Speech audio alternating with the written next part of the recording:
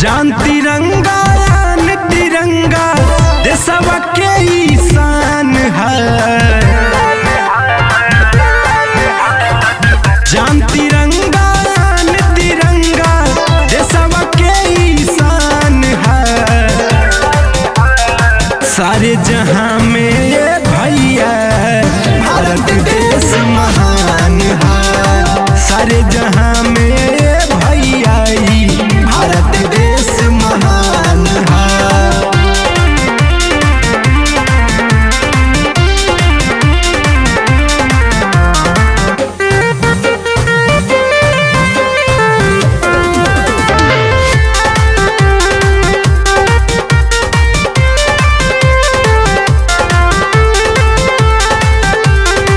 एक तरफ किसान लड़ेला धारा से अन्न उगावेला, एक तरफ जवान लड़ेला देश के शान बचावेला। एक तरफ किसान लड़ेला धारा से अन्न उगावेला, एक तरफ जवान लड़ेला देश के शान बचावेला।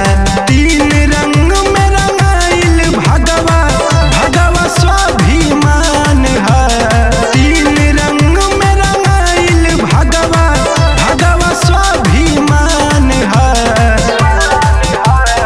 सारे जहां में ये भैया भारत देश महान है। सारे जहां में ये भैया भारत देश महान है।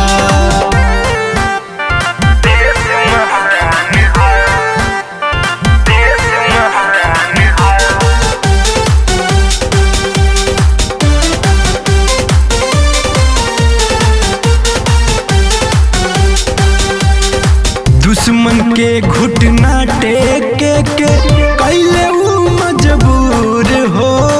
सारा जग मशहूर बाटे ऑपरेशन सिंदूर हो। दुश्मन के घुटना टेके के कैले ऊ मजबूर हो। सारा जग मशहूर बाटे ऑपरेशन सिंदूर हो। बिक्कू गौतम है कहे सबके ही सम्मान है। बिक्कू गौतम है कहे सबके ही सम्मान है।